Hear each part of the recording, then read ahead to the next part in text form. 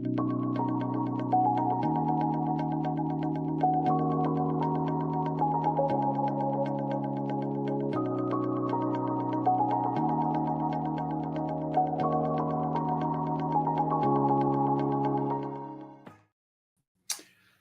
morning. It's Wednesday, August 20th. The multi-front war in the Middle East is now 684 days old. I'm your host, Jonathan Schanzer. Welcome back yet again to the FDD Morning Brief. Well, it's getting real over there in Israel. A disaster narrowly averted, according to reports this morning. More than a dozen armed fighters tried to storm an Israeli position today in southern Gaza. The attack was repelled, but 3 Israeli soldiers were injured, with one reported to be to have a serious injury. Meanwhile, an estimated 60,000 reserve soldiers are expected to receive their call-up orders in the coming days for deployment to Gaza. Their job will be to implement the IDF plan to conquer the entirety of Gaza City, which is by far the most populous place in Gaza right now. There are some out there who believe that this is a big bluff because Hamas has already reportedly agreed to a new hostage deal. I'm not sure I buy what Hamas is selling, because the deal is a partial deal, which Prime Minister Benjamin Netanyahu says he won't accept. So I think there's a good chance those soldiers are going in. And once they do, I have no idea how this will all shake out, but we have undeniably reached an important moment in this war, and this has dragged on for nearly 2 years. As always, we're going to continue to track it all here at the FDD Morning Brief, so do check in. Today's guest is Jonas, a fellow at Barry Weiss's The Free Press, a recent graduate of Columbia University. Jonas writes extensively about the insanity on university campuses, including his own alma mater, which is also known as Berzeit-on-the-Hudson. Jonas also does some interesting work on the way media bias has fueled anti-Israel rhetoric amidst the ongoing Gaza war. Oh, and Jonas also joined me on that recent trip to Israel that just happened to coincide with the outbreak of the 12-day war, during which 500 Iranian ballistic missiles were raining down on Israel. We're going to bring Jonas on shortly to discuss his work, share a bit about his experiences in Israel, and more. So please stay tuned. It's official. Qatar has become a major problem for Israel. No, I'm not referring to the fact that Qatar has spent $30 million a month to keep Hamas solvent since at least 2018. No, I'm not talking about the Hamas leadership that has found safe haven in Qatar, or the other terrorist groups like Al-Qaeda and the Islamic State that found shelter there too. And no, I'm not referring to the fact that Qatar is the state owner of the Al Jazeera television network that spews anti-Israel invective around the clock. Actually, I'm just looking at recent headlines. Turns out the Qataris lined the pockets of top Netanyahu aides to the tune of $10 million. What started with covering up Qatari human rights abuses in the lead up to the 2022 World Cup may have extended well into the current war with Hamas. That, as my ancestors would say, is a shanda. Part of the problem stems from this. Qatar's status in Israel has been ambiguous. Despite all the terrorism it has supported against Israel, the Israelis have failed to acknowledge the threat. Not only that, they continue to work with the Qataris as purported honest brokers for a hostage deal. If that sounds insane, that's because it is. Of all the blunders Israel has made during this war, and there have been plenty, failing to hold Qatar to account could be the costliest. It's time for Israel to adjust the lens and see Qatar for what it is, an enemy, and a nasty one at that. Now for your headlines. Headline 1, Hamas has purportedly, possibly agreed to a 60-day ceasefire with Israel. But don't hold your breath. Here are the reported terms: 10 living hostages and 18 bodies in exchange for 150 living Palestinian prisoners serving out life sentences. The deal was hammered out in Cairo with help from Egypt and, yeah, you guessed it, Qatar, which somehow continues to play middleman while bankrolling the very group it's supposedly moderating. But Netanyahu's position reportedly hasn't budged. He wants all hostages home or no deal at all. Roughly 50 captives remain, with only 30 to be alive. And the Trump administration is echoing the message, with Middle East envoy Steve Witkoff underscoring that piecemeal deals simply won't cut it. Despite this, Israel is reportedly reviewing the deal and will come back by Friday with an official response. Meanwhile, the pressure is building at home. Hostage families are planning yet another mass rally this coming Sunday, calling on the government to act as the fate of their loved ones continues to hang in the balance. And behind the scenes, the IDF is moving ahead with those plans for a full-scale ground invasion. Talk about high drama. Wow. Headline 2, yesterday, the families of the beautiful six commemorated 1 year since Hamas murdered their loved ones in cold blood. I'm talking about Hirsch Goldberg Poland, Carmel Gott, Eden Yerushalmi, Almog Sarusi, Or Danino, and Alex Lubinov. Their bodies were discovered by Israeli forces in a tunnel in Rafah on August 31st, 2024, just 48 to 72 hours after their terrorist captors took their lives. The fact that they were killed on the cusp of a rescue was a final act of unimaginable cruelty by their kidnappers. The hostage families have become a major political force since October 7th. Their calls for a ceasefire and a hostage deal have sparked both solidarity and controversy. But whether you agree or disagree with them, it's important to remember that behind every demand is a life still in limbo and a family still enduring unimaginable pain. Headline 3, Israel and Australia are locking horns still, and things are only getting worse. Here's the latest. Australian Prime Minister Anthony Albanese's government announced plans to formally recognize a Palestinian state next month, joining France, the UK, and others. Then the Aussies barred entry to far-right Israeli politician Simcha Rothman and former Justice Minister Ayelet Shaked. Well, Israel fired back. It provoked visas for Australia's diplomats to the Palestinian Authority. Australia's Foreign Minister Penny Wong slammed Netanyahu for, quote, isolating Israel. Wong is, well, wrong.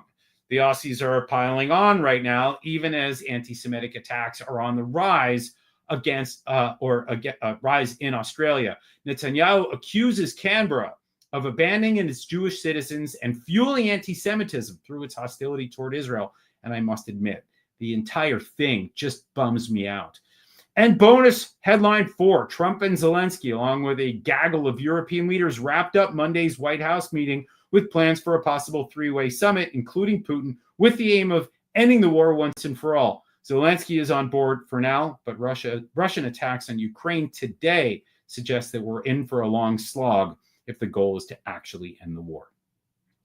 All right, with that, it's time to bring on Jonas Du of the Free Press. So let's dive right in. Welcome to the program, Jonas Du. Thank you for having me, John. All right, so let's start with this. Tell me about this widely circulated internal USAID report that legacy media outlets claimed found no evidence of Hamas stealing Gaza aid. So late last month, there were these interesting reports that started popping up on certain legacy outlets, first of which was Reuters, followed by both ABC and CNN. And they claimed to have received this report from USAID staffers that they said found no evidence that Hamas routinely or systemically steals aid in Gaza. Now, this was really intriguing for a number of reasons, one of which being the number of videos that you can see on social media that appear to show militants in Gaza stealing the aid. Now, all of these reports said that the USAID report failed to find evidence. There was no evidence or some version of that phrasing, which makes it seem like, we did an investigation, the US government did an investigation, and they found no evidence. But I took a look at this report, and it doesn't actually say that. It says that the NGO partners that USAID works with, which include UN agencies, they just simply did not include information about terrorist involvement. That's a radically different thing than saying there's no evidence. It could be that they're afraid to report Hamas involvement because Hamas, as we know, retaliates against people who speak out against them. And on top of that, people inside the federal government told me that this report was not authorized. It was put on by rogue USAID staffers who wanted to leak a story to the media to undermine undermine Israel's objectives in the region. All right, so let me just ask you to unpack this just a little bit more. What did the report actually say? I mean, what were the what were the things that they were putting out there as fact, and then what did USAID and State Department officials tell you that contradicted this specifically? Right. So the report looked at notifications of fraud, waste, and abuse between October 2023 and May 2025. There were about 156 total reports, and it looked at what the report said in terms of who caused this, what do they know about the perpetrators of this kind of waste or abuse, and it found that out of all of them, Hamas was not mentioned. It did not say that, you know, there was no evidence. It said that Hamas was simply not mentioned. Now, it was interesting because the IDF, on the other hand, was mentioned about a dozen or two times, saying that because of various military operations, they had to cancel certain aid routes, and that aid was then wasted somehow. But for whatever reason, Hamas was not mentioned in those reports. And the media outlets took this and essentially said, look, there's no evidence. Just so odd. I mean, I think, I feel like we've just lost the plot here as reports continue to come out about Gaza. There just seems to be no nuance, and this continues to frustrate me. But all right, let me just broaden this out. How else have you seen? I mean, and it's funny, we keep talking about legacy media. You, of course, work for a very different kind of media company, and it's a direct challenge to what we call the legacy media, which is, you know, it's a derogatory term, I think, on some level, and I'm okay with that. But so let's talk about this. How have you seen the legacy media refer, or rather differ, to narratives that benefit Hamas instead of examining all sides as journalists do with healthy skepticism? I mean, I know that your colleagues Olivia Reingold and Tanya Lukyanov recently wrote a terrific story about the pictures of ill children, those with diseases or pre-existing conditions, being used as symbols of starvation to support this narrative in Gaza. So, I mean, maybe let's just broaden out that lens and take a look at how the media has been treating this writ large. Yeah, absolutely. And so at the Free Press, something that we've been an advocate for since our founding is that truth should be our number one pursuit. So on the question of these viral photos of children that look like they're starving in Gaza, I mean, these are heartbreaking photos, right? It's parents carrying children who are, bare to the bones, and these have been plastered all over the media with captions and reports saying that these children, and they drop their names, they're suffering from malnutrition amid a famine in Gaza. And you read it and you're convinced that this is really going on and this is what's happening, and that there's many, many more children in Gaza that look like these photos. But what Olivia and Tanya found was, by simply searching these children's names and their parents' names in Arabic, these parents have given interviews with local outlets saying, yeah, my child actually suffers from other conditions, from cystic fibrosis, from other health chronic conditions that would explain a lot of the photos that you're seeing. So what we're seeing is that the legacy media is taking photos, taking narratives, taking reports, and not giving them the critical analysis that they give to reports coming out of the IDF, for instance, or of Israel. So they question one side, but they're readily accepting the narratives from the other side.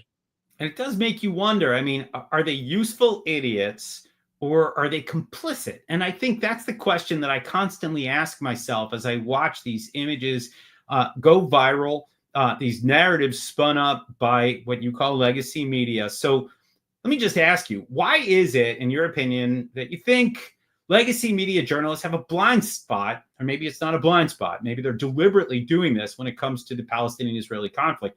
Why does this keep happening? So I don't think it's a coincidence that many of the people I went to college with at Columbia also ended up becoming journalists. They, of course, probably went to more liberal outlets like the New York Times or Politico or the Washington Post. And I bring this up because journalism has become increasingly more of an elite profession.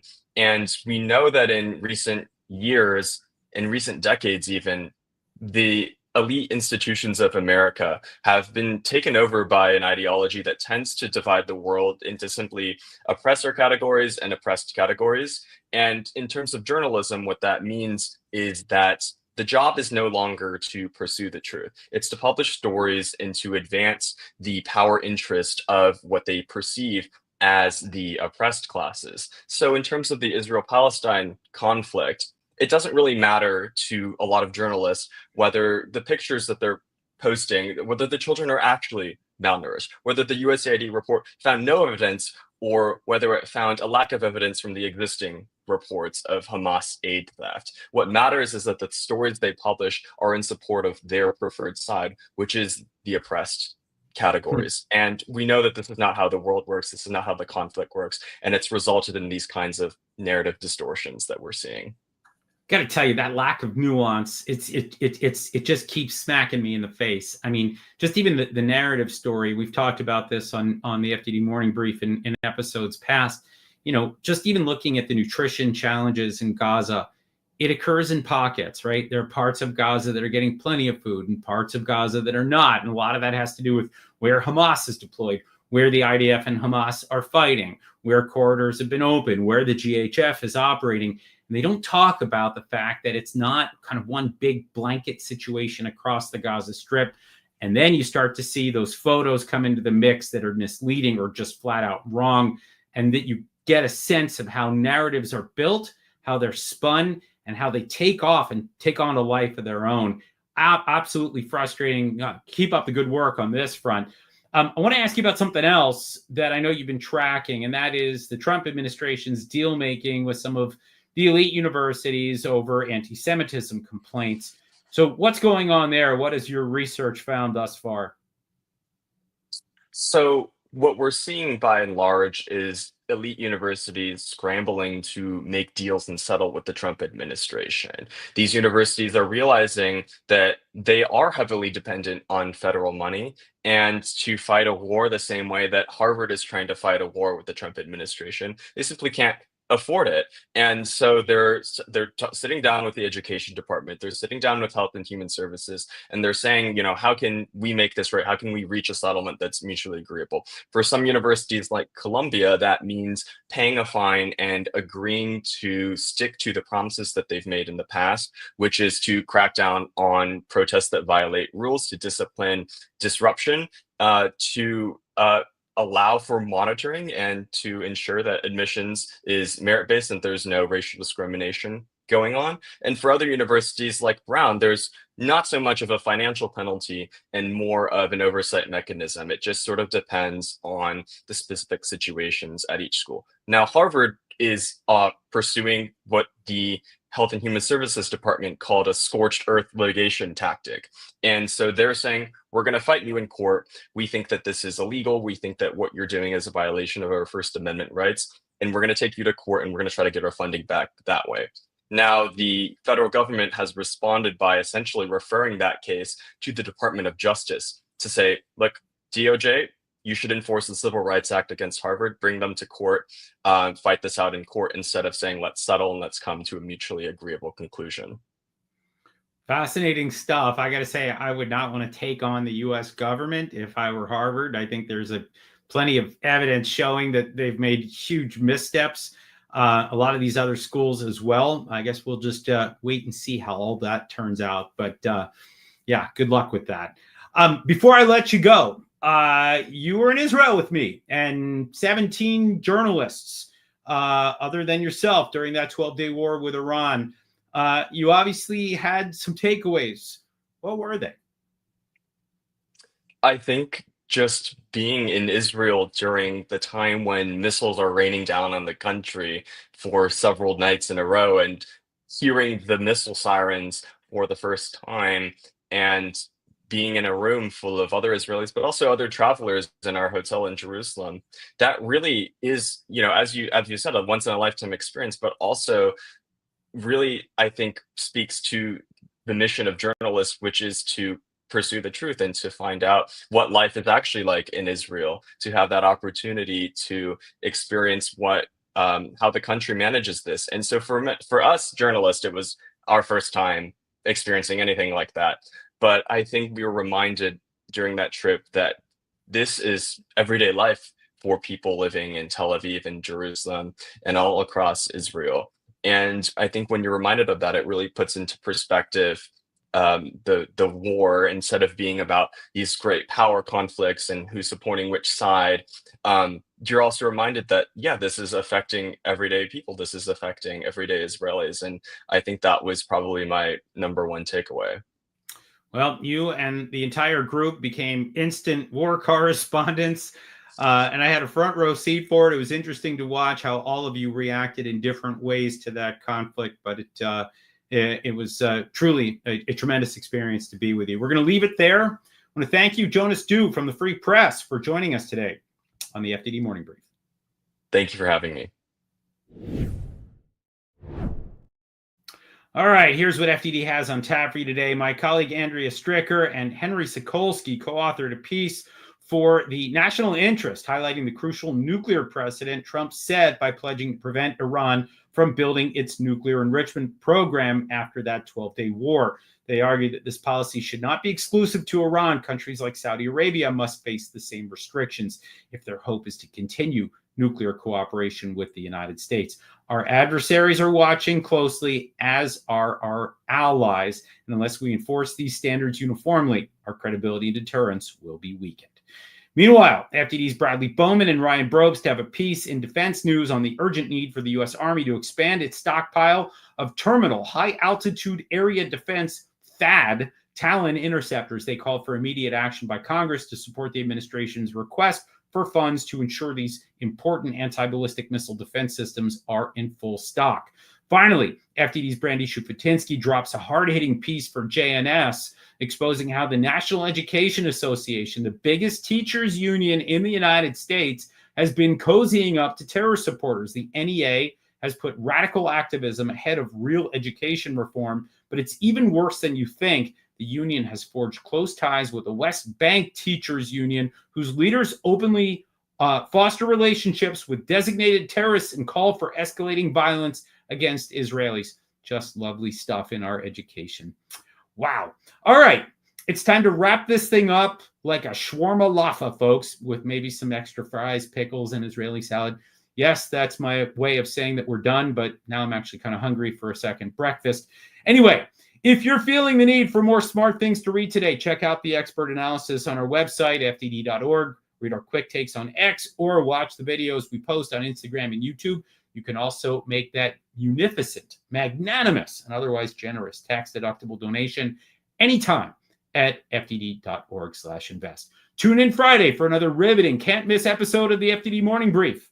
Until then, I'm Jonathan Schanzer, signing off for FDD.